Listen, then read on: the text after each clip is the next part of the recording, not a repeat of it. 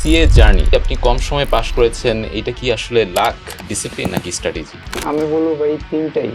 CA পাশ করার সময় আপনার চ্যালেঞ্জিং কোন বিষয়টা মনে হয়েছে? আমার কাছে মনে হয় যে প্রথম যেটা সবচেয়ে মোস্ট টাফ সেটা হচ্ছে ওয়ার্ক লাইফ ব্যালেন্স করা। আমাদের যে ডিপার্টমেন্টে আমরা যে পড়াশোনা করি, এটা সিএ পাশে কতটুকু হেল্পফুল? যে চার্টার্ড অ্যাকাউন্টেন্সি বলেন আর যাই বলেন, 17টা কোর্স বলেন, সবগুলো হচ্ছে ফাইন্যান্স, অ্যাকাউন্টিং, ল আর ইকোনমিক্স, এগুলো হচ্ছে কম্বিনেশন। তো কেউ যদি হচ্ছে স্পেসিক্যালি ফাইন্যান্স থেকে আসে আর অ্যাকাউন্টিং থেকে আসে, তার কোনো চ্যালেঞ্জ ফেস করার কথা না যদি সেই ডিপার্টমেন্টে হচ্ছে একটু ভালো লেভেলে পড়াশোনা করে। ফাইন্যান্স অ্যাকাউন্টিং ব্যাকগ্রাউন্ড থেকে একটা স্টুডেন্টের ক্যারিয়ার পাথ কী হতে পারে, আর কোনটা ইফেক্টিভ সবচেয়ে তার জন্য? ওয়েল অ্যাকচুয়ালি ফাইন্যান্স অ্যাকাউন্টিংয়ের যারা আমরা গ্র্যাজুয়েট বলি অ্যাকচুয়ালি, কারণ অ্যাজ এ বিজনেস স্টুডেন্ট, যে শুধু ফাইন্যান্স অ্যাকাউন্টিং বলবো না, বিজনেস স্টুডেন্ট হিসেবে অ্যাকচুয়ালি যে কারোর জন্য প্রমিজিং হচ্ছে that dream to be a one of the key person in the company, that means সবাই একটা ড্রিম থাকা উচিত আমি একটা কোম্পানির সিইও হবো। আসসালামু আলাইকুম ডিয়ার অডিয়েন্স। আজকের এপিসোডটা খুবই স্পেশাল, কারণ আজকে আমাদের সাথে আছেন একজন পার্সন যিনি সিএ জার্নিটা খুব কম সময়ে, সিএ পাসটা খুব কম সময়ে কমপ্লিট করেছেন। ইভেন তার আর্টিকেলশিপ এখনও শেষ হয়নি। সো সিএ আমাদের খুবই টাফ প্রফেশনাল ডিগ্রিগুলোর একটা। সো আজকে আমাদের কোয়েশ্চেন, আমরা জানতে চাই যে সিএ পাস করাটা কতটুকু উর্দি, বা what does it actually take to pass CA. So শুরুতে আমরা আমাদের গেস্টের সাথে পরিচয় করিয়ে দিতে চাই। আমাদের সাথে আছেন মোহাম্মদ সালাউদ্দিন চৌধুরী, এফসিএ। উনি ডিপার্টমেন্ট অফ ফাইন্যান্সে একজন সহযোগী অধ্যাপক হিসেবে কর্মরত আছেন। আমার বাম পাশে আছেন মোহাম্মদ বদরুল ইসলাম। উনি সিএসিএ, উনি এখন হচ্ছে টি হোসেন অ্যান্ড কং, একটা চার্টার্ড অ্যাকাউন্টেন্সি ফার্ম, সেখানে কর্মরত আছেন। অ্যান্ড আমাদের সাথে আছে আজকে স্পেশাল গেস্ট মোহাম্মদ রিয়াজউদ্দিন, যিনি খুব কম সময়ে প্রায় 1.5 বছরের সিএ পাস করেছেন। এখনও তার আর্টিকেলশিপ এখনও বাকি আছে। সো শুরুতে রিয়াজ, আপনার কাছে কোশ্চেন যে সিএ জার্নি, সো এটা কি আপনি কম সময়ে পাশ করেছেন, এটা কি আসলে লাক, ডিসিপ্লিন নাকি স্ট্র্যাটেজি? আমি বলবো ভাই তিনটাই। তিনটার কম্বিনেশন। আচ্ছা আচ্ছা, মানে কম্বিনেশন অফ।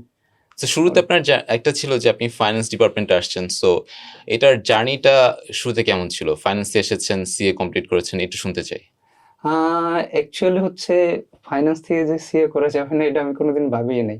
আর সবচেয়ে বড় কথা হচ্ছে মোটিভেটর তো ছিল স্যার।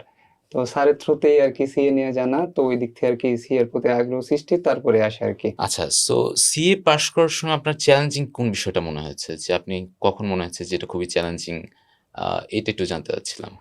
আচ্ছা ভাই, চ্যালেঞ্জিং জিনিস ডিপেন্ড করে পার্সন টু পার্সনের উপর আর কি। কারো কাছে কোনো জিনিস চ্যালেঞ্জিং মনে হয়, আরেকজনের কাছে মনে হয় না। তো আমি হচ্ছে আমার এক্সপিরিয়েন্স থেকে যেটা বলতে পারি সেটাই আর কি বলতেছি। আমার কাছে মনে হয়েছে প্রথম যেটা সবচেয়ে মোস্ট টাফেস্ট অর টাফ, সেটা হচ্ছে ওয়ার্ক লাইফ ব্যালেন্স করা। দ্যাট মিনস হচ্ছে আপনার সারাদিন ফার্মে কাজ করে তারপরে সবকিছু মেনটেন করে পড়াশোনার জন্য টাইম বের করা। কারণ আপনার দিন শেষে পড়াশোনা করতে হবে। ওয়ার্ক লাইফ ব্যালেন্স করে নিজের পড়াশোনার জন্য সময় বের করা মানে সবচেয়ে ডিফিকাল্ট জিনিস।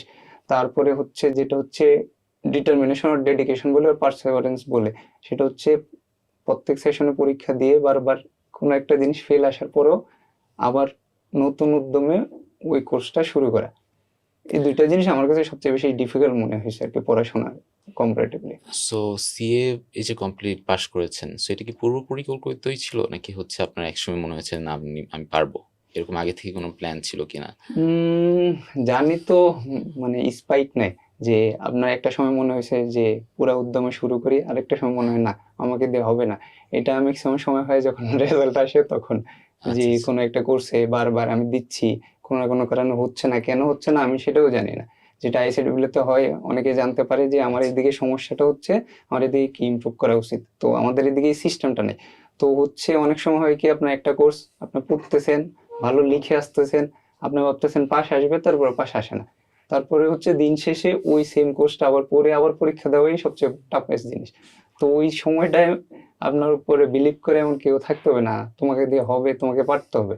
তো এই সব কিছু হচ্ছে ওভারকাম করে নেক্সট অ্যাটেম্পটে যাওয়াই সবচেয়ে মানে বড় চ্যালেঞ্জ। একটু জানতে চাচ্ছিলাম যে আমাদের যে ডিপার্টমেন্টে আমরা যে পড়াশোনা করি, এটা সিএ পাশে কতটুকু হেল্পফুল, বা আপনার জন্য একটু ডিটেলসে জানতে চাচ্ছিলাম আর কি। আচ্ছা, ডিপার্টমেন্ট যদি বলেন ভাই, আমি তো ফাইন্যান্স ব্যাকগ্রাউন্ড, আমি ফাইন্যান্সের পার্সপেক্টিভ থেকে বলতেছি আর কি।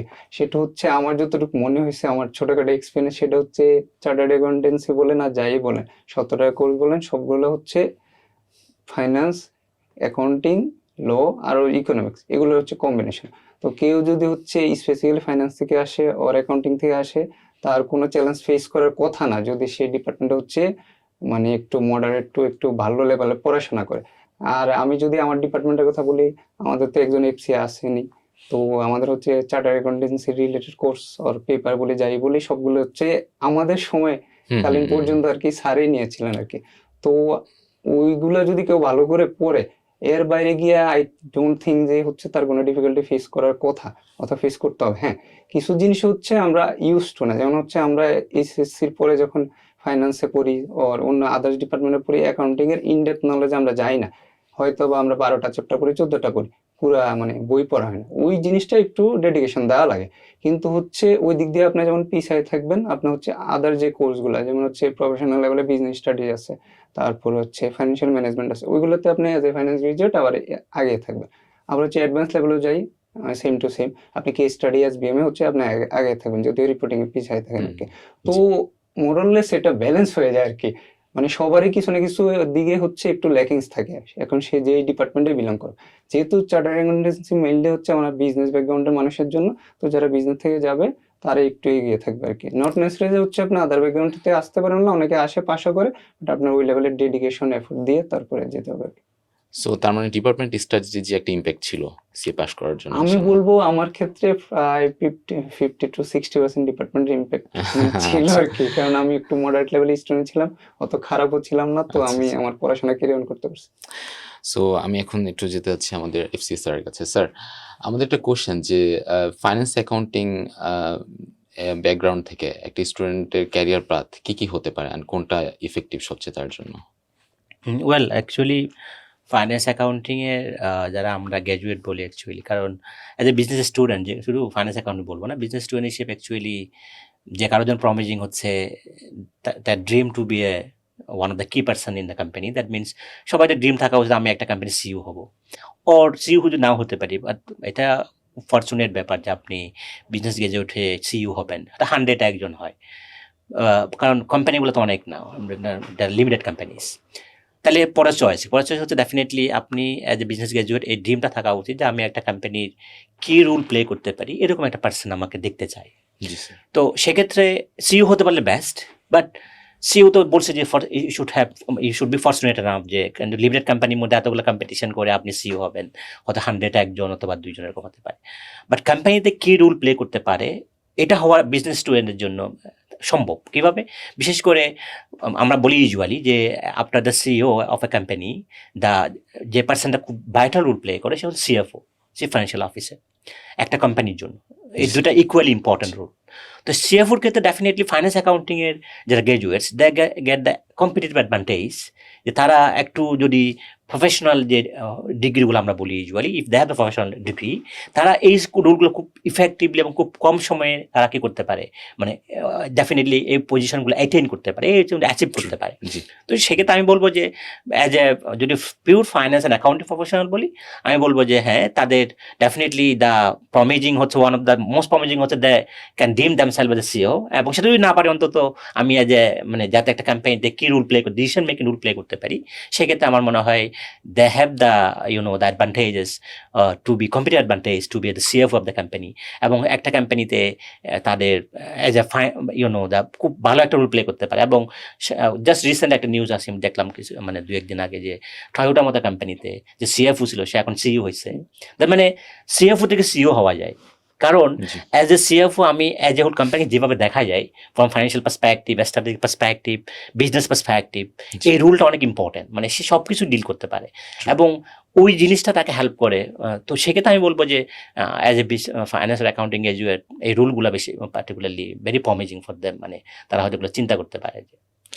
স্যার, আপনি ইউনিভার্সিটিতে আছেন, সো অনেক স্টুডেন্ট আপনার কাছে আসে, সো একটু জানতে চাচ্ছিলাম স্যার, ক্যারিয়ার প্ল্যানিংয়ে ইউনিভার্সিটি স্টুডেন্টদের কী কী প্রবলেম ফেস করতে হয় বা তারা কী কী সমস্যা ফেস করে, কী কী ভুল করে, একটু জানতে চাচ্ছিলাম স্যার।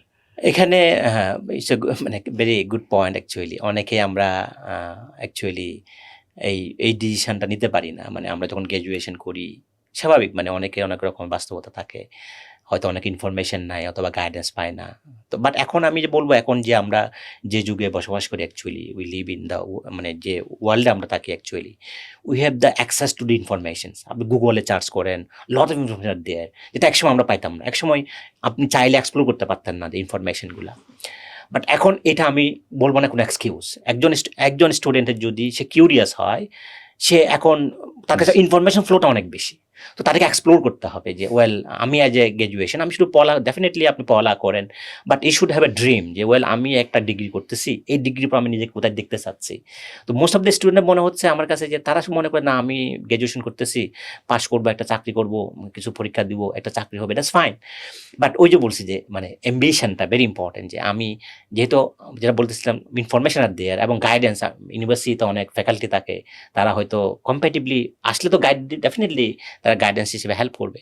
বাট ওই জায়গাটা এক্সপ্লোর করা, যে নিজেকে নিয়ে চিন্তা করা, গ্র্যাজুয়েশন করার সময় তাকে একটু সময় দেওয়া যে আমি কি হতে চাই, এই কোয়েশনটা করা, যে ওটাই ওকে হেল্প করবে ফর ক্যারিয়ার প্ল্যানিং। কারণ আমি যদি নিজেকে কোয়েশ্চেন না করি যে what I want to be, সেটা তো আমাকে থেকে কোয়েশ্চেন করতে হবে, কেউ সেটা বলে দিবে না যে তুমি এটা হও। তো ওই ইয়েটাতে যদি না থাকে, কিউরিয়াসিটিতে না থাকে যে আমি নিজে কত দেখতে চাচ্ছি, এটাকে বারবার কোয়েশ্চেন করে, যেহেতু বলছি information are there, lot of information are there, এবং একটা নেটওয়ার্ক, ইউনিভার্সিটি স্টুডেন্টের যেটা হয় যে অ্যালামনি থাকে, বড় ভাইরা থাকে, ওদের সাথে একটু কমিউনিকেট করা, নেটওয়ার্কিং করে দেন। কারণ অ্যাজ এ বিজনেস স্টুডেন্টস আসলে আমি যখন গ্র্যাজুয়েশন করি, স্বাভাবিকভাবে সে তো সব জানার কথা না যে what is happening in the corporate sector and around the world. তো এইটা নিজেকে একটু এক্সপ্লোর করা, নেটওয়ার্কিং করে বড় ভাইদের সাথে, অ্যালামনির সাথে হোক, ফ্যাকাল্টি মেম্বারদের যারা আছে ওদের সাথে হোক, দেন ওই জিনিসটাকে হেল্প করবে কেরিয়ার প্ল্যানিংয়ে। আরেকটা হচ্ছে কেরিয়ার প্ল্যানিংয়ে আমরা যেটা বলছি যে অনেকে মনে করে দ্যাটস ফাইন, আমি গ্র্যাজুয়েশন করতেছি, একটা চাকরি করবো, পরীক্ষা মানে ডিগ্রি শেষে আমি কিছু পরীক্ষা দিব ব্যাংকে অথবা ডিফারেন্ট সেক্টরে, আমি একটা চাকরি পেলে যাচ্ছে না। ওই জায়গাতে আমি বলবো যে অনেকে ভুল করে, সেটা হচ্ছে অনেক স্টুডেন্ট যেটা করে যে ধরেন আপনি একটা অফার পেলেন, ফার্স্ট টাইম অফার, মানে ওই যে বলছি যে আপনি গ্র্যাজুয়েশন করলেন, ক্যারিয়ার পর আপনি চাকরি পেয়ে গেলেন 30,000 40,000, তখন মনে হয় life is quite beautiful. But problem হচ্ছে গ্রোথ পটেনশিয়ালটা। আমি যখন এটি ভেরি ইম্পর্টেন্ট, মানে এটা শুধু বাংলাদেশ, সব ক্ষেত্রে অ্যাজ এ গ্র্যাজুয়েটস আপনি যখন কর্পোরেট সেক্টরে যাচ্ছেন, আপনি একটা অফার পেলে এই অফারটা সাথে সাথে ইউ শুড ইভালুয়েট ইট যে এটার গ্রোথ পটেনশিয়ালটা কি। আমি তো আজকে চাকরি করতে যাচ্ছি 5 years 10 years জন্য না, আমাকে হোল লাইফ টাইম, আমার 30 years 40 years আমি একটা চাকরি করব। তো সেক্ষেত্রে ওই গ্রোথ পটেনশিয়ালটা চিন্তা করতে হবে, আমি কোনো জায়গায় গিয়ে আটকে যাব কিনা, আমার কোন জায়গায় এই জায়গায় আমি নিজে কতটুকু নিয়ে যেতে পারবো। তো ওই জায়গাতে এটা ইম্পর্টেন্ট যে আমি শর্ট টার্মটা না দেখে, মানে শর্ট টার্ম বেনিফিটস, আপনার তো মনে হচ্ছে আমি শর্ট টার্ম একটা 50,000 60,000 80,000 স্যালারি পাচ্ছি, বাট ইটস ফাইন, বাট ওইটা ইম্পর্টেন্ট মানে কেরিয়ার প্ল্যানিংয়ের জন্য, যে আমি গ্রোথ পটেনশিয়ালটা এই সেক্টরে, এই যে আমি যাচ্ছি, নিজেকে আমি গ্র্যাজুয়েশন হিসেবে নিয়ে যাচ্ছি, আমাকে ফার্দার স্কিল দরকার আছে কিনা, যে ফার্দার স্কিলটা আমার গ্রোথ পটেনশিয়ালটা দিবে, গ্রোথ মোমেন্টামটা দিবে। তো ওইটা চিন্তা করা উচিত। ওই জায়গায় আমরা অনেকে ভুল করি যে আমরা এটা ফিউচার গ্রোথ পটেনশিয়ালটা দেখি না। স্যারের সাথে আমি একমত। মানে ফার্স্ট ইয়ার আমিও অনেককে দেখেছি যারা হয়তো বা শুরুতে ইউনিভার্সিটি এসেছে, বাট কোনো ক্যারিয়ার গাইডলাইন্স নাই। সো এটা ক্ষেত্রে একজন মেন্টরসের আন্ডারে থাকাটা ইম্পর্টেন্ট, অ্যান্ড ক্যারিয়ার প্ল্যানিংয়ে গ্রোথ পটেনশিয়ালিটিটা খুব বেশি ইম্পর্টেন্ট, আমি যেটা মনে করি। স্যার আমার আরেকটা কোশ্চেন ছিল যে আর্টিকেল স্টুডেন্টের অনেকের দেখা যাচ্ছে 1-2টা কোর্স সম্পন্ন থাকে, কিন্তু দেখা যাচ্ছে যে পরবর্তীতে তার সিসি সম্পন্ন হয়ে গেছে। তো সেক্ষেত্রে সে কি ফার্মেই থাকবে নাকি নতুন কোনো কর্পোরেট সেক্টরে জয়েন করবে? এটাও আমরা প্রায় সময় ফেস করি অ্যাকচুয়ালি। আমি বিভিন্ন আমার যেহেতু একটা নেটওয়ার্কে আছে, আমি প্রফেশনাল, অনেকে এই কোয়েশ্চেনটা করে যে মানে তারা কি করবে অ্যাকচুয়ালি। এই জায়গায় আমি যেটা বলবো সেটা হচ্ছে একদম ক্লিয়ার, মানে আনসার দেওয়াটা ডিফিকাল্ট। কারণ হচ্ছে ইউ শুড আন্ডারস্ট্যান্ড যে রিয়েলিটিটা বুঝতে হবে, আপনার বাস্তবতা যেটা, আপনার সার্কামস্ট্যান্সেস, আপনি কোন পরিবেশে আসেন অথবা কোথায় আসেন, সেটা বুঝে then you should decide your decisions. একটা হয় যে ধরেন আপনি যদি মনে করেন যে না আমার একটা পার্ট বাকি আছে, বাট আপনার যদি মনে হয় যে আমি হয়তো 1টা বছর অথবা 2টা বছর চেষ্টা করলে মানে আমি যদি ফুল এফোর্ট দিতে পারি, দেন আমি এটা ক্লিয়ার করতে পারবো। আমার সেক্ষেত্রে ডেফিনেটলি আমার প্রেফারেন্স হচ্ছে ফার্মে থাকে, যদি 1 বছর 2 বছর সে যদি ক্লিয়ার করতে পারে, সে পরবর্তী সেটা দিয়ে কেরিয়ার শুরু করলে he will get a jump actually.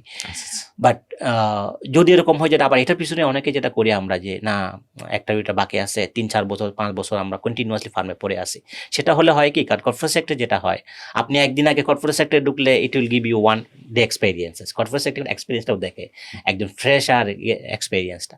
তো সেই জন্য একটা শর্ট টাইম যদি থাকে যে না ওয়েল আমি উইদিন 1 ইয়ার অর 2 ইয়ার্স দেখি হোয়াট হ্যাপেন্স, এরপর বেশি সময় নেওয়া যাবে না। এর বেশি সময় নেওয়া যেটা হলো কি পিছাই যাবে কেরিয়ারে। কারণ সে যদি এরকম আরেকটা ইস্যু আছে, ধরেন আপনি অনেকে আছে, অনেক যারা সিএ করে তারা চিন্তা করে আমি ইন্ডাস্ট্রিতে যাব না, কর্পোরেটে যাব না, আমি প্র্যাকটিস করব, আমি প্রফেশনে থাকবো। তার ক্ষেত্রে তো কোনো চয়েস না, তাকে থাকতেই হবে এখানে। তো তার জন্য এটা different answer.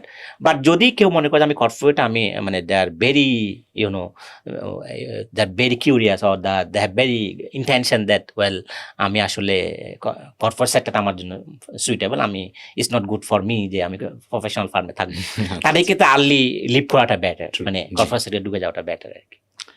So thank you sir. আমি একটু আসতে চাচ্ছিলাম মোহাম্মদ বদরুল ইসলাম, এসিএ। ওনার ব্যাপারে উনি হচ্ছে একটা ফার্মে এখন হচ্ছে চার্টার্ড অ্যাকাউন্টেন্সি প্র্যাকটিস করছেন, পার্টনার হিসেবে আছেন, অ্যান্ড ঢাকা বিশ্ববিদ্যালয়ের অ্যাকাউন্টিং ডিপার্টমেন্ট থেকে উনি তার বিবিএমবিএ সম্পন্ন করেছেন।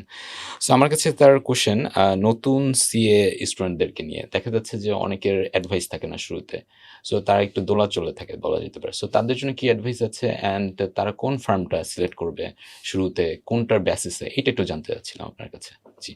ওকে, সো অ্যাডভাইস বলতে সবাই প্রথমে এদিকে এসে একটু একটু ওয়েভারিং থাকে, হ্যাঁ, যে কি করবে বা কি করতে হবে। সো এই ক্ষেত্রে আমার থেকে 3 পিসেস অ্যাডভাইস আছে। তো শুরুতে তাকে স্ট্রং ফাউন্ডেশন, টেকনিক্যাল ফাউন্ডেশনটা বিল্ড আপ করতে হবে শুরু থেকে। আইসিএবি টেক্সট বুক আছে, এটা পাশাপাশি যে অ্যাকচুয়াল স্ট্যান্ডার্ডগুলো আছে, আইএফআরএস, আর তারপরে আইসা, এটার সাথে সাথে যে ট্যাক্সেশন লজ, এই মূল লজ অ্যান্ড হলো স্ট্যান্ডার্ডগুলো তাকে শুরু থেকে বিল্ড আপ করতে হবে।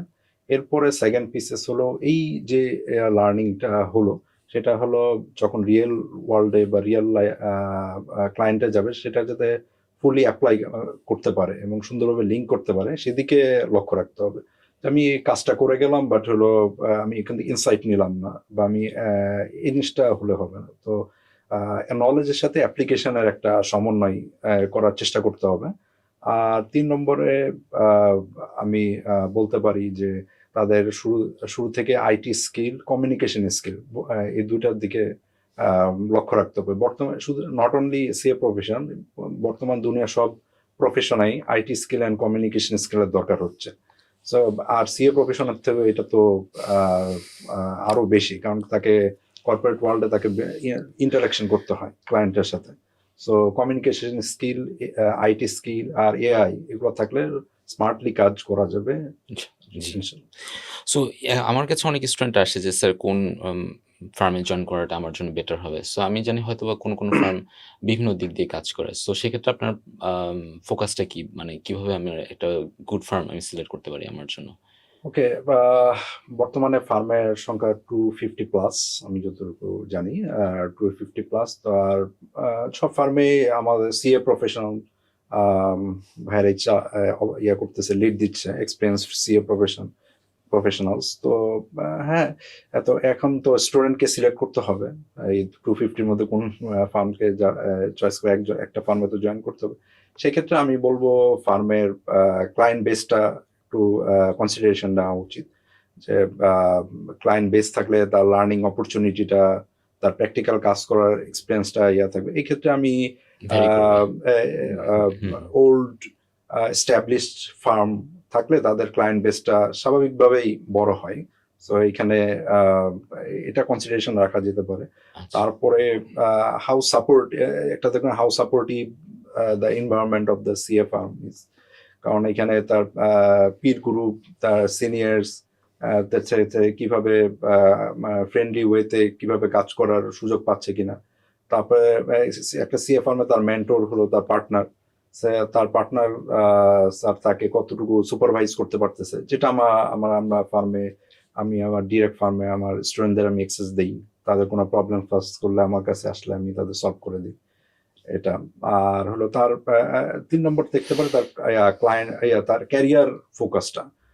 দেখা গেছে যে সে চিন্তা করবে যে যদি সে লার্জ কংগ্লোমারেট লোকাল কোম্পানিতে কাজ করতে চাই, তাহলে আমরা দেখে গেছে লোকাল ফার্মগুলো জি। যারা হলো বিগ ফোরের সাথে কানেক্টেড না, হ্যাঁ, যারা লোকাল, তাদের হলো লোকাল ক্লায়েন্ট বেশি থাকে। তো ওই লোকাল ক্লায়েন্টের রিপোর্টিং, ট্যাক্স লস এগুলো থাকলে পরবর্তী জবে প্লেসমেন্টে লোকাল কোম্পানিগুলো তাদের ভ্যালু করে। আচ্ছা আচ্ছা। অন্যদিকে যদি চিন্তা করে যে না, আমি মাল্টি ন্যাশনালে কাজ করব, অথবা আমি দেশের বাইরে মুভ করতে চাই, বিগ তো এই ক্ষেত্রে বিগ ফোর ফার্ম অবভিয়াসলি একটা ভালো অপরচুনিটি হতে পারে। ঠিক আছে।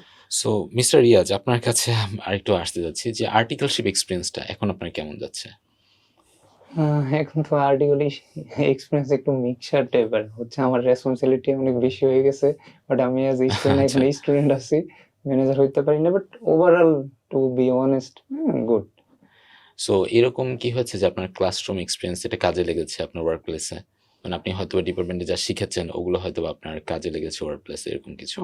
ওয়ার্ক প্লেসে হচ্ছে মেইনলি চার্টার্ড অ্যাকাউন্টেন্সি তো হচ্ছে আপনার বুকিশ নলেজ প্লাস হচ্ছে অ্যাপ্লিকেশন, দুইটাই দেখতে হয় আর কি।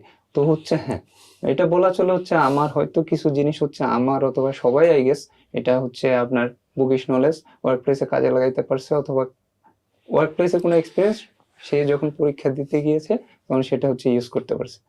তো এটা মোরলেস সবার ক্ষেত্রে এরকম হয় কিন্তু যে আপনি যখন আর্টিকেলশিপ করছেন তখন হয়তো আপনাকে কোনো মিস্টেক হচ্ছে বা কোনো ভুল হচ্ছে, এগুলো আপনি কিভাবে হ্যান্ডেল করেন? মানুষ তো ভুল থেকেই শিখে, আমি ভুল করব, কেউ একজন ধরাই আচ্ছা। দিবে, অথবা আমি নিজে ডিগ ডাউন করে ওটা আচ্ছা থেকে আচ্ছা। আমি লার্নিং নিয়ে ওটা আবার মানে ঠিক করে আর কি। স্যারের কাছে আমার একটা প্রশ্ন আছে যে স্যার, এখন অনেকে সিএ কমপ্লিট করেছেন, সো তারপর দেশের বাইরে যাওয়ার চিন্তা ভাবনা করছেন, এক্ষেত্রে সিএটা তার জন্য কতটুকু হেল্পফুল এটা একটু জানতে চাচ্ছি। আমাদের যদি আমরা আমাদের পরিসংখ্যান দেখি, বাংলাদেশের যে আমাদের আইসিএবি যে ডিরেক্টরি, ওখানে এই যে বলা হচ্ছে যে আমাদের প্রায় কানাডা, ইউএসএ, অস্ট্রেলিয়া, এরকম ইউএই, মিডল ইস্টে কিছু আছে আমাদের কোয়ালিফাইড অ্যাকাউন্টেন্ট, বা 200 মতো accountant actually working in the abroad, 200 accountants approximately. তো আমাদের চার্টার এখন বাংলা আসেই বা কয়জন, তো ইফেক্টিভলি 2000 মতো চার্টার অ্যাকাউন্টেন্ট, অথবা ইফেক্টলি 2100 মতো অ্যাকাউন্টেন্ট এখন আছে বর্তমানে। তো সেক্ষেত্রে 200 মানে পার্সেন্টেজ চিন্তা করলে ইজ হিউজ। দ্যাট মিনস তারা ওখানে এমপ্লয়াবিলিটি আছে, কারণ এমপ্লয়াবিলিটি আছে বলেই তো 200 ওয়ার্কিং ডে। সো আমি বলবো এখন ইউজুয়ালি যেটা হয় যে যেহেতু প্রফেশনাল কোয়ালিফিকেশনস যে কোনো দেশে হয়, আপনি আমেরিকা থেকে সিপিএ করে আসলেও আমাদের ডিরেক্টলি আপনাকে মেম্বারশিপ দিবে না, আপনার পাথওয়ে দিয়ে আইসিএবির সাথে এডিশনাল কিছু ইয়ে নিয়ে দেন আপনাকে মেম্বার হতে হবে। বাট আপনি ওই একটা অ্যাডভান্টেজ পাবেন যে ওখানে গিয়ে আপনি, হ্যাঁ, আপনি ইন্ডাস্ট্রিতে চাকরি করতে পারবেন, আপনার ফার্দার কোয়ালিফিকেশন দরকার নাই, আপনি এই কোয়ালিফিকেশন দিয়ে ওখানে ইন্ডাস্ট্রিতে চাকরি করতে পারবেন। বাট প্র্যাকটিস করতে গেলে লোকাল, যেটা বলছি ইটস লাইক বাংলাদেশ, বাইরে থেকে আমেরিকা থেকে সিপিএ করে আসলেও আপনি প্র্যাকটিস করতে পারবেন না উইদাউট মেম্বারশিপ। তো ওই পটেনশিয়ালটা আছে, বাইরে গিয়ে employability is there, very good employability বলতে হবে। তো সেটা ওই প্রসপেক্টটা আছে বাংলাদেশে যারা প্রফেশনাল। এবং আপনি যদি ইয়েতেও দেখেন ইন্ডিয়ার মতো ইকোনমিতে, যেখানে অনেক চার্টার্ড অ্যাকাউন্টেন্ট তারা actually that producing lot of accountants, তারা কেন করে, কারণ তারা বাইরে অনেক দেশে ওরা কাইন্ড অফ এক্সপোর্ট বলবো আমি সেক্ষেত্রে, কাইন্ড অফ যে তারা এই জন্যই অনেক বেশি মেম্বার ওখানে আছে, তার বিভিন্ন দেশে দে মেক দ্য এমপ্লয়মেন্টস। তো এটা একটা অপরচুনিটি আমাদের মতো ইকোনমির জন্য। আমরা যেহেতু ম্যান পাওয়ার এক্সপোর্ট করি, আমরা স্কিল ম্যান পাওয়ার এক্সপোর্ট করবো, আমরা কেন আনস্কিল পিপল যেটা এক্সপোর্ট করে। একজন অ্যাকাউন্টেন্ট যে লেভেলের আর্নিং করতে পারবে, এখানে তো সে 50, 60, 100 জনের মতো আমার আনস্কিল পিপলের এমপ্লয়মেন্ট সে আর্নিং জেনারেট করতে পারবে। সো এটা একটা পটেনশিয়াল আছে মানে দেশে, প্লাস দেশের বাইরেও যদি কেউ ক্যারিয়ার ডেভেলপমেন্ট করতে চায় এবং কোয়ালিফাই করার পরে এখান থেকে। আর একটা সুবিধা হচ্ছে আমাদের, যেহেতু আমরা আইসিএবি মেম্বার, আমরা চাইলে আইসিএডব্লিউ কোয়ালিফিকেশন নিতে পারি। ইটস এ গ্লোবাল পাথওয়ে, এবং গ্লোবাল পাথওয়ে মানে হচ্ছে আইসিএডব্লিউ হচ্ছে ওয়ার্ল্ডের one of the largest professional body, তারা বিশ্বের সব দেশে রিকগনাইজ। সো তাদের professional working the the most of the countries, তাদেরকে সবাই চেনে অ্যাকচুয়ালি। সো যেহেতু আইসিএবির লোকাল মেম্বারশিপের সাথে আইসিডব্লিউ এতে পাথওয়ে আছে এবং সেটা নিলে সে গ্লোবাল একটা প্রফেশনাল কোয়ালিফিকেশন পাচ্ছে, তখন তার বাউন্ডারি থাকার কথা না অ্যাকচুয়ালি। মানে আমি বলবো যে তার আসলে বাউন্ডারি থাকার কথা না। এবং এমপ্লয়াবিলিটি আমি বলবো যে সেটা ইজ গুড এমপ্লয়াবিলিটি, যদি কেউ চিন্তা করে যায় বাইরে গিয়ে, মানে ইজ গুড মানে ফর ফর এনিওয়ান। আচ্ছা, ঠিক আছে। রিয়াজ, আপনার কাছে কোশ্চেন যে সিএর কোর্সগুলো সবগুলো সাবজেক্টে মোটামুটি ক্রিটিক্যাল, সো এটার মধ্যে আছে ফাইন্যান্সিয়াল ম্যানেজমেন্ট, ট্যাক্স, সো এই দুইটা আপনি কিভাবে ম্যানেজ করেছিলেন? আমার পড়াশোনার স্টাডি ছিল মেইনলি হচ্ছে ম্যাটেরিয়াল বেসড। দ্যাট মিনস হচ্ছে আমার কিছু ক্ষেত্রে হচ্ছে আমার আইসিবির স্টাডি ম্যানুয়াল পড়তে হয়েছে, আদার জিনিসও পড়তে হয়েছে। বাট যদি ফাইন্যান্সিয়াল ম্যানেজমেন্ট বলেন ওইটা তো আমরা অ্যাডেড অ্যাডভান্টেজ আছে, যেহেতু আমি ফিন গ্রাজুয়েট, তো আমার হচ্ছে এটা বেশি এফোর্ট দিতে হয় না আর কি। আর যদি ট্যাক্সেশনের কথা বলি, হচ্ছে ট্যাক্স একটু কমপ্লেক্স দো ইন্টারেস্টিং। তো ট্যাক্সের ক্ষেত্রে হচ্ছে ল ধরে ধরে পড়া লাগছে, যে আমার এই সেকশনে এটা বলা আছে, Law আমার ধরে হ্যাঁ ধরে। এটা অ্যাপ্লিকেশন কি হবে। দেন আচ্ছা হচ্ছে আচ্ছা আচ্ছা। এনবিআর হচ্ছে পরিপত্র ইস্যু করে, তো ওইটার থেকে অনেক কিছু পাওয়া যায়, মানে প্র্যাকটিক্যাল এক্সাম্পল, যে প্রত্যেক বছর ফাইন্যান্স সেক্টরে কি কি নতুন আসে, ওইটার ইমপ্লিকেশন কি, আপনি কি ফলো করবেন। তারপর হচ্ছে এর বাইরে হচ্ছে আবার এনবিআর বিভিন্ন এসআরও থাকে, গ্যাজেট থাকে, তো সবকিছু কম্বিনেশন করে আর কি পড়া লাগে। যে আমার হচ্ছে এই কোর্সের ওয়েট হচ্ছে 100, তার মধ্যে হচ্ছে পার্ট পার্ট করে কোন পোর্শনে কতটুকু ওয়েট। এখন আমার যে পোর্শনে ওয়েট বেশি, মার্কিং ওয়েট, আমার ওই পোর্শনে একটু বেশি এফোর্ট দেওয়া লাগবে, সো দ্যাট আই ক্যান মানে পাস একটা মার্ক তোলা যায়। এখন হুম, পাস হুম, করার জন্য তো আমার এই 100 মার্কের অ্যান্সার করলেও 100 মার্ক পাইতে হবে না। আচ্ছা আচ্ছা। এখন হচ্ছে আমার পড়াশোনার স্টাডি এমন হইতে হবে যে আমার হচ্ছে এই স্পেসিফিক পার্টে আমার হচ্ছে স্ট্রেংথ আছে, আমার স্পেসিফিক পার্টে হচ্ছে আমার ফুল মার্কস তুলে আসতে হবে। হ্যাঁ, আমি এফোর্ট দিব ফুল মার্কস, আর হয়তো আমার 40 হাজার 35 আসতে পারে, 30 আসতে পারে, তাহলে আমার থাকে আর 20 or 30 উঠে। তো তো বাকি আই থিঙ্ক বাকি পার্ট দিয়ে কভার করা যায় আর কি। তো আমি বলবো হচ্ছে অনেকে হচ্ছে মানে স্টাডি ম্যানুয়ালটা ফোকাস করে আর কি। এখন আমার দেখতে হবে যে আমার স্টাডি ম্যানুয়ালটা হচ্ছে কতটুকু আমার জন্য রেলেভেন্ট। আমি অ্যাজ এ স্টুডেন্ট হয়তো আমার হচ্ছে এমন লেভেলের নলেজ আছে যে যে আমার স্টাডি ম্যানুয়াল হচ্ছে না, তো আমি হুম, দেখতেছি স্টুডেন্ট ম্যানুয়ালটা আমার মিসগাইড করতেছে অর সামথিং, যেহেতু আপডেট না সামথিং। অথবা আমি দেখতেছি না, আমার স্টুডেন্ট ম্যানুয়াল থেকে না পড়ে আমার বাইরের থেকে যদি পড়ি আমার আরো বেটার হয়। যেমন হচ্ছে ট্যাক্স হচ্ছে স্টুডেন্ট ম্যানুয়াল থেকে যদি আপনি হচ্ছে এক ধরে পড়েন, যেমন ইনকাম ট্যাক্স অ্যাক্ট 2023, দেন হচ্ছে ব্যাট অ্যান্ড এক্সডি আছে, দেন হচ্ছে আরো বিভিন্ন পরিপত্র আছে, দেন হচ্ছে অনেকে আবার আব্দুল রব স্যারের বইও ফলো করে আর কি। সবকিছু মিলে যখন কম্বিনেশন করে পড়বেন, আই ডোন্ট থিঙ্ক সো যে আপনার স্টাডি ম্যানুয়ালটা দরকার হয় আর কি। তো আচ্ছা আপনি আচ্ছা। অ্যাজ এ স্টুডেন্ট হচ্ছে আপনার স্টাডিজ সাজাইতে হবে যে আপনি কি চান। যেমন হচ্ছে আমি যদি ল এর কথা বলি, অনেকে হচ্ছে একটা ছোট শিট প্রিপেয়ার করে পাস করতে পারে, মেজর জিনিস লিখে রাখে। তো আমি হচ্ছে আবার একটু অ্যাটেনশন টু ডিটেলস স্টুডেন্ট, আমার হচ্ছে আবার সব গ্যাজেট ধরে ধরে পড়তে হতো। তো আমি ওইটাই ফলো করছি, গ্যাজেট গ্যাজেট ধরে ধরে ধরে। ধরে আচ্ছা পড়েছি আর আচ্ছা কি। আচ্ছা। এখন হচ্ছে অনেকে আবার হচ্ছে শুধু শীট ধরে পড়ে অথবা আবার আদারে হতে পাস করে আর কি।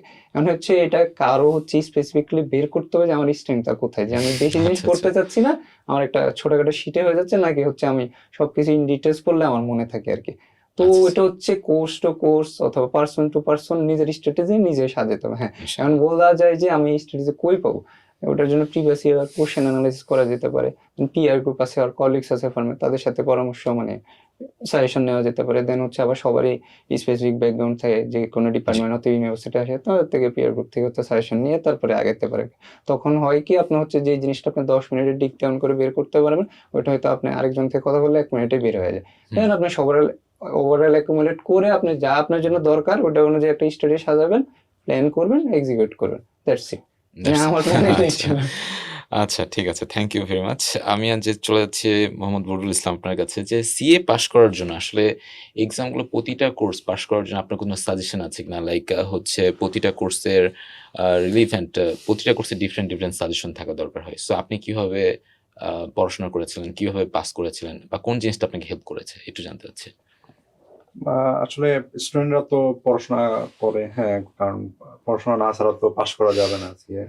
তো কিন্তু একটা জিনিসগুলো শুধুমাত্র পড়াশোনা করলে হবে না, কিছু স্ট্র্যাটেজি বা কিছু তাকে নিতে হবে সিএ পাশ করাকে। এর ক্ষেত্রে আমি আমার একটা ডিফারেন্ট এক্সপিরিয়েন্স শেয়ার করি, যে ট্যাক্স সিএ ট্যাক্সেশন এক্সামটা আমাদের সময় ছিল 3 ঘন্টা, এখন 3.5 ঘন্টা। তো আমাদের এখন 3.5 এখন হাফ আওয়ার কোশ্চেনের জন্য পড়ার টাইমটা দেয়। তো আমরা দেখা গেছি স্টুডেন্ট, আমাদের সময় এটা ছিল না, কিন্তু দেখা গেছি স্টুডেন্টরা কোশ্চেন পাওয়ার সাথে সাথে লেখা শুরু করে দেয়। সো আমি আমার ট্যাক্সের ক্ষেত্রে যেটা হয়েছিল, আমি 1 ঘন্টা পরীক্ষা 1 ঘন্টা কিছু লিখিনি। সো আমি ওই সময় কি করেছি, যে পুরা কোশ্চেনটা পড়ছি। পুরা কোশ্চেনটা পড়ার ফলে আমার 1 ঘন্টা কোশ্চেন পড়ার ফলে আমার যেটা হয়ে গেছে, আমি বুঝতে পারছি কোন কোশ্চেনটা আমার আগে অ্যান্সার করা উচিত, জি। কোন কোশ্চেনটা ইজি। অ্যাকচুয়ালি প্রথমে দেখতে কঠিন লাগতেছিল, বাট আমি পুরো কোশ্চেনটা পড়ার ফলে ওই জিনিসটা আমার কাছে বুঝে গেছে, কোনটা কঠিন, ডিফিকাল্টি লেভেলটা আমি আন্ডারস্ট্যান্ডিং করতে পারছি। আর সো কোশ্চেন পড়াটা খুব ইম্পর্টেন্ট, এবং প্ল্যানিংটা ইম্পর্টেন্ট। এখন আইসিবি 30 মিনিট অ্যালাউ করতেছে, দ্যাটস ফাইন।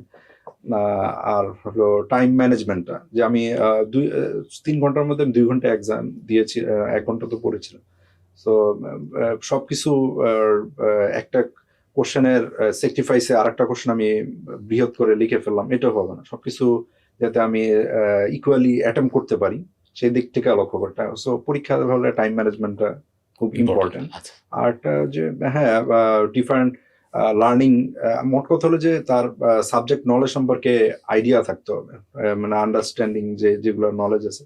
এখন সে কেউ ম্যানুয়াল পড়ে ইয়ে করতে পারে, সে মূল ল ধরে পাস করতে পারে।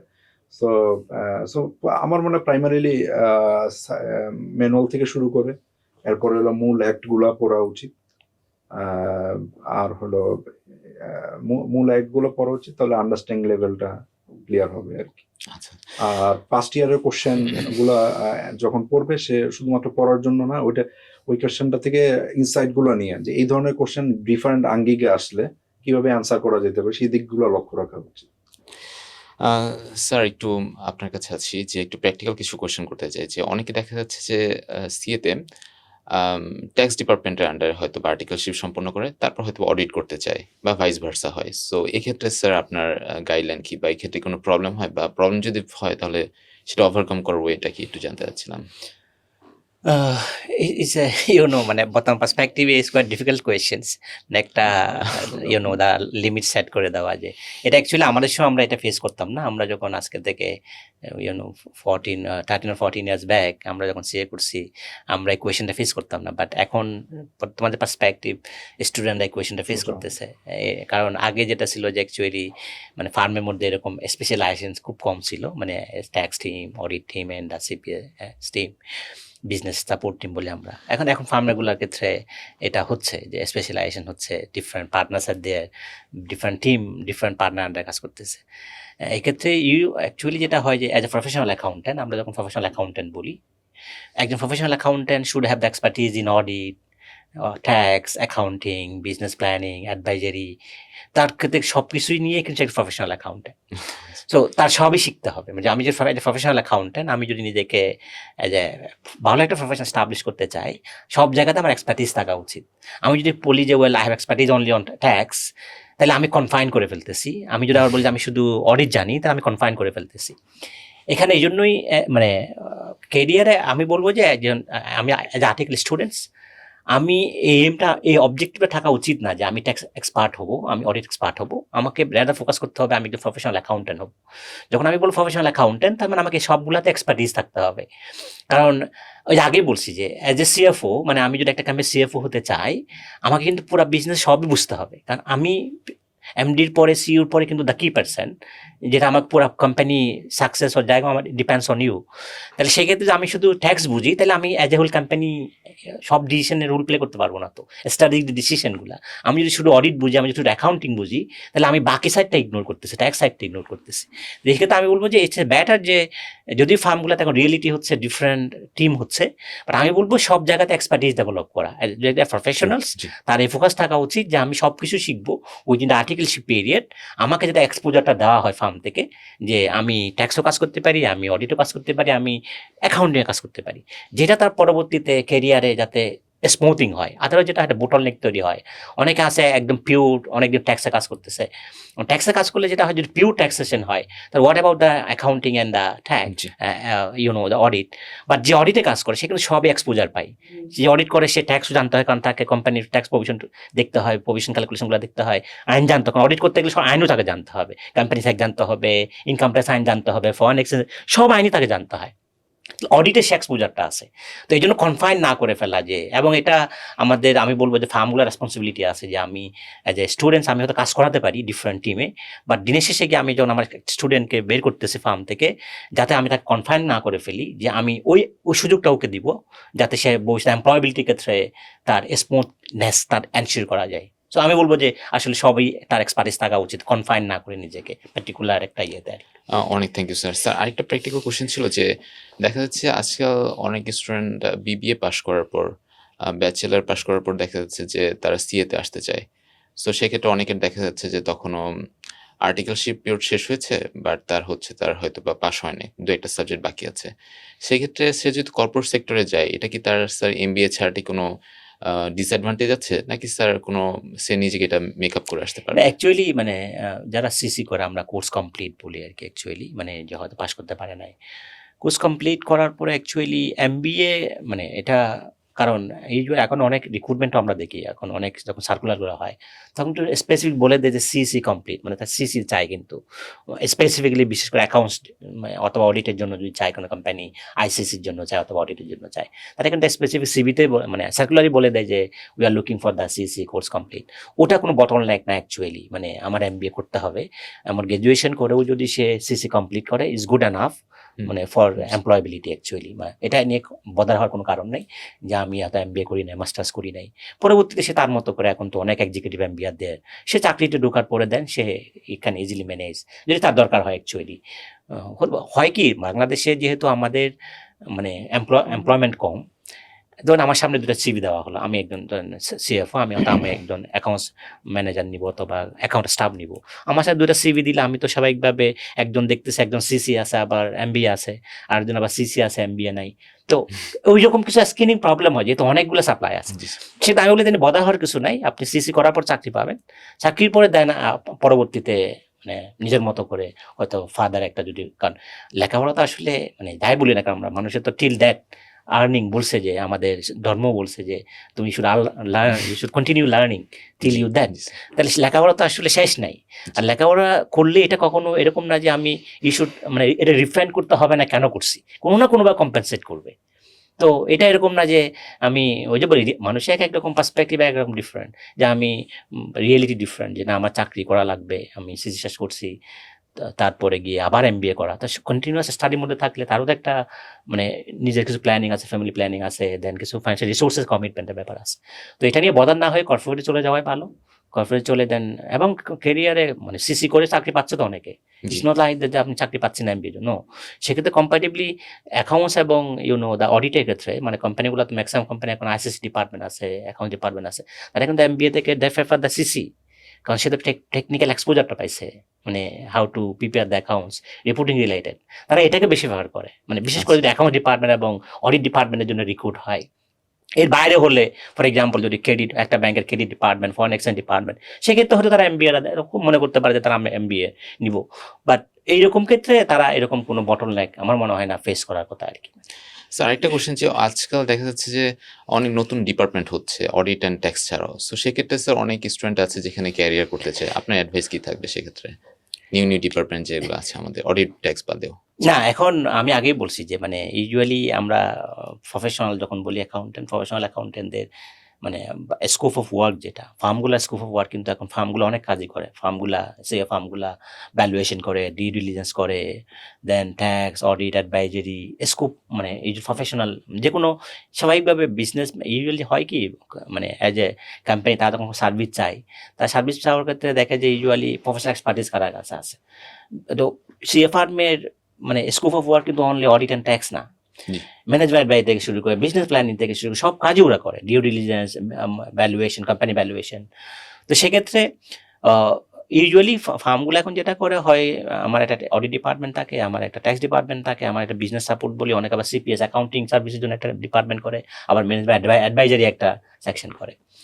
তো এক্ষেত্রে যদি ইউজুয়ালি একটা সিএ ফার্মের মেইন আইডেন্টিটি, আমি যখন ইনস্টিটিউটের সাথে আমি প্র্যাকটিসিং লাইসেন্স নিই, আমাকে কিন্তু অডিটর হিসেবে লাইসেন্স দিচ্ছে, আমাকে কিন্তু ট্যাক্স মানে অ্যাডভাইজারি কনসালটেন্ট অথবা ট্যাক্স কনসালটেন্ট অথবা আমি ডিউ ডিলিজেন্স করবো, সেটা তাহলে প্রবলেম হচ্ছে যে আমরা এটা ওই যে বললাম না মানে সেগ্রিগেট করে ফেলতেছি। আমার কথা হচ্ছে আমার এক্সপোজারটা, আমি এই যে আর্টিকেল স্টুডেন্টস, আমি ওটুকু চেষ্টা করবো যে যদি সেটা বাস্তবে যদি বলেন যে সম্ভব না, কারণ আমাকে যদি আমার ফার্ম বল তুমি এখানে কাজ করো এখানে কাজ করো, বাট ওই ক্ষেত্রে যতটুকু চেষ্টা করা যায় অ্যাকচুয়ালি এক্সপার্টিসগুলা মানে নিজেকে যতটুকু সব কিছু থেকে যদি নিতে পারি, মানে আমার কাছে মনে হয় সেটা মানে, কারণ আমি অডিটর হলেই যে অ্যাডভাইজারি সার্ভিস দিতে পারবো না, আমি অডিটর হলেই যে আমি chartered account for example audit সেকশনে কাজ করছি অথবা ট্যাক্সে কাজ করতেছি, ট্যাক্সে কাজ করলেই যে আমি অ্যাডভাইজারি সার্ভিস দিতে পারবো না, আমি বিজনেস প্ল্যানিং এ হেল্প করতে পারবো না, ফাইন্যান্সিয়াল ম্যানেজমেন্টে কোম্পানিকে হেল্প করতে পারবো না, এটা হওয়া উচিত না, এটা হওয়া উচিত। এটা হওয়া উচিত। মিস্টার রিয়াজ, আপনার কাছে আবার আসতে যাচ্ছি যে আপনার নতুন যারা ভর্তি হতে যাচ্ছে, সিএ করতে যাচ্ছে, তাদের ব্যাপারে আপনার অ্যাডভাইস কি? তাদের শুরু থেকে কিভাবে শুরু করা উচিত, পড়াশোনার টাইম ম্যানেজমেন্ট অ্যান্ড একই সাথে পড়াশোনা করা প্লাস হচ্ছে আপনার আর্টিফিশিয়াল পিরিয়ডে ফার্মে টাইম কাটানো, ফার্মের কাজগুলো করা, সো সবকিছু মিলিয়ে আপনার কি মনে হয় যে কিভাবে আপনার গাইডলাইন্স কি ছিল, বা একটা বেসিক আইডিয়া চাচ্ছি। আচ্ছা, আমার গাইডলাইন যেটা হবে সেটা হচ্ছে আমরা অনেকেই হচ্ছে first year, second year, third year or হচ্ছে গ্রাজুয়েশন মানে ব্যাচেলর পর্যন্ত মানে আমরা ডিটারমিন করতে পারি না যে আমার কেরিয়ার পাথ কি হওয়া উচিত, যেটা আমি নিজেও পার্সোনালি ফেস করেছিলাম আর কি। তো আমার প্রথম সাজেশন থাকবে হচ্ছে আমি যে কেরিয়ার পাথে যাই, হোক সেটা গভর্নমেন্ট জব, যেই what ever the career path is, যে এটা হচ্ছে আমার ফার্স্ট ইয়ার সেকেন্ড ইয়ার মানে ইনিশিয়ালি ডিটারমিন করে ফেলতে পারলে ভালো আর কি। সবার ক্ষেত্রে যদি হয় না, তাইলে হয় কি আমার হচ্ছে একটা কেরিয়ার পাথ হচ্ছে আমার এটা আমি চুজ করলাম, আমার ওই ওয়াইজ আমার হচ্ছে কি ফার্দার স্টেপগুলো নেওয়া যায়, এটা একটা জিনিস। হ্যাঁ, এখন হচ্ছে কি আমি কেরিয়ার পাথ চার্টার্ড অ্যাকাউন্টেন্সি আর প্রফেশনাল ডিগ্রি কি করলাম, চুজ করে ফেললাম। এখন হচ্ছে আমি কিভাবে আগাবো, প্রথম কথা হচ্ছে চার্টার্ড অ্যাকাউন্টেন্সিতে তো আমার ফার্মে আসতেই হবে। তো আমার প্রথমে প্ল্যান করে নিতে হবে যে আমার নিজের হচ্ছে সিচুয়েশন, দেন হচ্ছে আমার চয়েস, দেন আমি কি ফার্ম চাই, ফার্ম থেকে কি এক্সপেকটেশন করবো, ওটার বেসিসে একটা ফার্ম চুজ করে হলো যে আমি ওই ফার্মে যাব, সিভি দিব, নেওয়া না নেওয়া ফার্মের ম্যাটার। আর হ্যাঁ, এখন আসি পড়াশোনার কথা। পড়াশোনা হচ্ছে ফার্মে যেহেতু আমাদের একটা সাবস্টেন্সিয়াল টাইম থাকতে হয়, এদিকে সবচেয়ে মানে টাফেস্ট জিনিস হচ্ছে ফার্মের, দেন হচ্ছে ফ্যামিলি ম্যাটার, আদার ম্যাটার সবকিছু হচ্ছে কি ম্যানেজ করে আমার পড়াশোনার টাইম বের করা। এখানে হচ্ছে সবাই পড়তে চায় কিন্তু হচ্ছে মোটামুটি পড়াশোনার টাইম কেউ বের করতে পারে না। তো আমার সাজেশন থাকবে যেটা আমার সিনিয়ররা দিয়েছে অথবা স্যাররা দিয়েছে, যে রেগুলারলি পড়াশোনা করা ট্রাই করা। হ্যাঁ, আমি ট্রাই করে কেন বলতেছি, কারণ হচ্ছে আমি যতই বলি আমি জানি প্রফেশনে যারা আছে সবাই জানে কি রেগুলারলি পড়াশোনা করতে পারবে না, বাট তারপরে ট্রাই করা যে আমি হচ্ছে আধা ঘন্টা হোক 1 ঘন্টা হোক আমি যাতে টেবিলে বসতে পারি, সো দ্যাট মানে আমার ইউজ টু থাকি যে আমি পড়াশোনা করতেছি ওর সামথিং। হ্যাঁ, এটা একটা জিনিস। আর 2 নম্বর জিনিস আমি যেটা বলবো সেটা হচ্ছে আমরা মোরালেস যারা প্রফেশন আছে সবাই পড়াশোনা করে টাইম ম্যানেজ করে হোক, যেমনি হোক, এক্সাম লিখে হোক, উইকেন্ড হোক, কিন্তু সমস্যাটা আমার যেটা মনে হয় পার্সোনালি যে হচ্ছে এক্সিকিউশনটা। হ্যাঁ, আমি পড়াশোনা করি, আমি যে জানি না ব্যাপারটা এমন না। আমার পাশ আসতেছে না, দ্যাট ডাজন্ট মিন যে পাশ করছে সে আমার থেকে বেশি জানে ওর ভাইস ভার্সা। আমি জানি অনেক, আমি অ্যানালাইসিসও করতে পারি, কিন্তু হয় কি অনেকে আমি যেটা এক্সাম মানে হলে ফেস করছে, যে হচ্ছে তার একটা পরীক্ষা আছে, সে 10টা বাজে আসার কথা, সে আসে 10টা 10-এ। তার প্রথমে একটা মানে এটা একটা বটলনেক, যে আমার হচ্ছে পরীক্ষা আছে আমি জানি, এসে দেন হচ্ছে আমি তাড়াহুড়ো করে খাতা নিলাম, তারপরে লিখতে পারলাম না, আমার মানে মাথা গরম হয়ে গেলো সামথিং সামথিং, এটা একটা মানে খারাপ দিক। দেন আমি বলবো যে এটা একটু সবাই ট্রাই করা উচিত যে মানে অ্যাভয়েড করার জন্য। এটা আমারও একটা পরীক্ষাতে হয়েছিল আর কি, আমি জানি আমার রিয়েল লাইফে এক্সপিরিয়েন্স আছে। দেন আরেকটা জিনিস হচ্ছে যে অনেক সময় হচ্ছে অনেকে আর বিভিন্ন সিচুয়েশনের কারণে সে সব জানে, তার প্রিপারেশনও ভালো, তারপরে কি পড়াশোনা করে আসছে কিন্তু পরীক্ষা হলে এক্সিকিউট করতে পারে না। তো ওইটা হচ্ছে লাকের ব্যাপার। তো আমি যে বললাম সিএ পাস করতে হলে 3টা জিনিস লাগে, আমার হচ্ছে পড়াশোনা করতে হবে, লাকও লাগবে, আর আল্লাহর কাছে চাইতে হবে। 3টা যখন কম্বিনেশন হবে অটো পাস চলে আসবে। যে আমার পাস আসছে যে আমিও জানতাম না তো তাড়াতাড়ি হবে সামথিং। আমার একটা ইচ্ছা ছিল যে আর্টিকেলশিপের মধ্যে পাস করা, আচ্ছা যেটাতে ছিলাম সেটা হচ্ছে আমার কথা হচ্ছে আমি জানি আমার প্রিপারেশনও ভালো, পাস যে কারণে আসে না, আমার মনে হয় যে সবার যেই ল্যাকিংসটা থাকে ওটা হচ্ছে এক্সিকিউশন করাটা আর কি। আমি প্ল্যান করছি ওই হিসাবে আমি এক্সিকিউট করতে পারছি কিনা। হ্যাঁ, আমার ইভ্যালুয়েটর তো কোনোদিনই চায় না যে আমার একটা স্টুডেন্ট ভালো লাগছে অথবা আমার স্টুডেন্ট মানে জানে, সে বুঝতে পারছে, দেন ফেল করাই দিলে তো পার্সোনাল কোনো বেনিফিট নেই।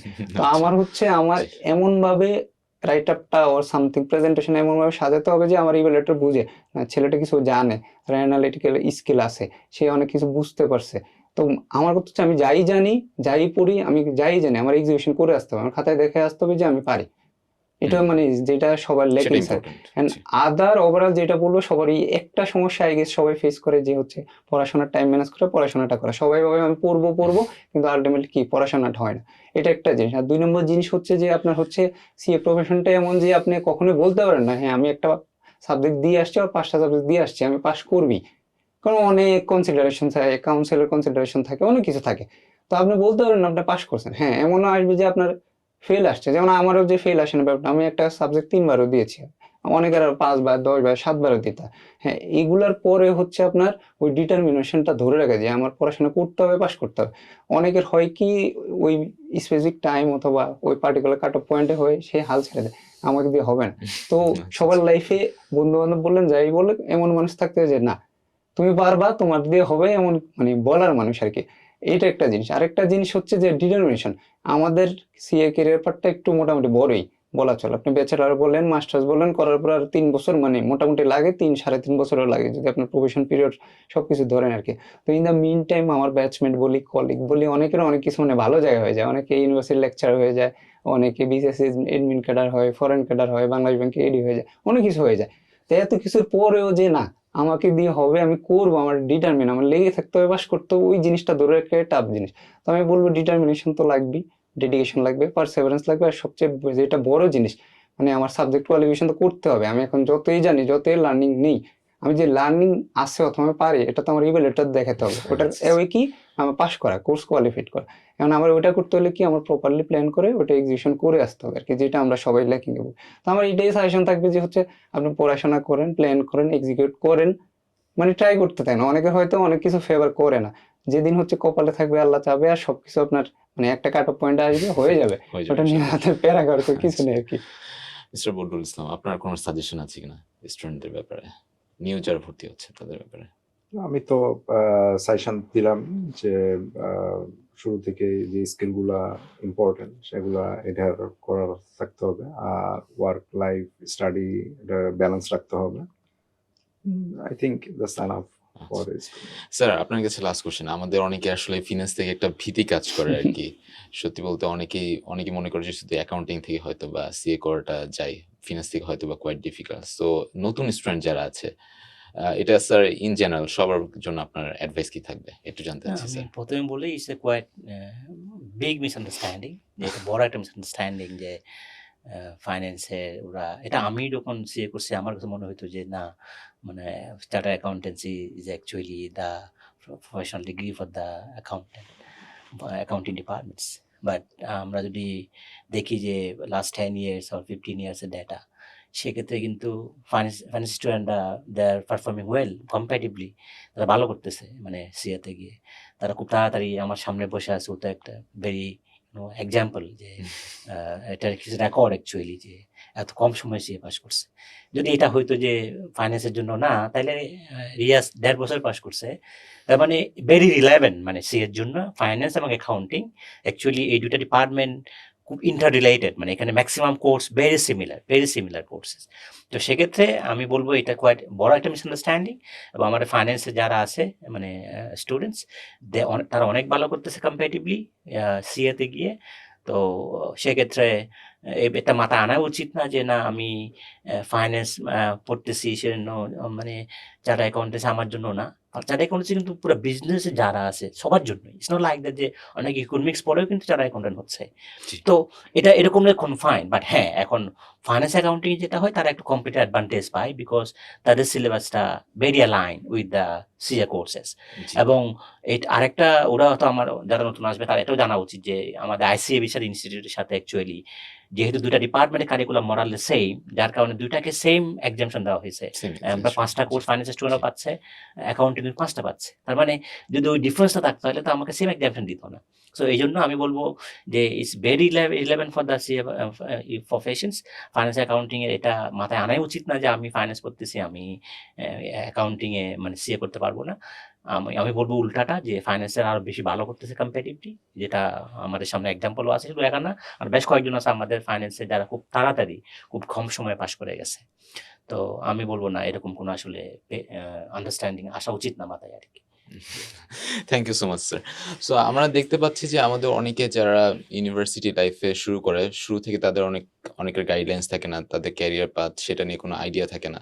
সো তার একটা দোলা চলে থাকে যে কোথায় যাবে, কোন ডিগ্রি করবে বা ক্যারিয়ারে কোথায় শাইন করতে পারবে।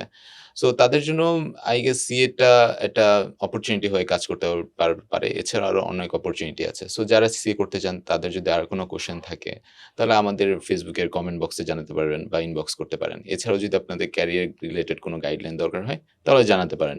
ইনশাআল্লাহ নেক্সট এপিসোডে সেটা নিয়ে আমরা ডিসকাস করতে পারবো। Okay, thank you very much sir, আপনাদেরকে অনেক ধন্যবাদ। আসসালামু আলাইকুম ওয়া রাহমাতুল্লাহ। Thank you. নমস্কার।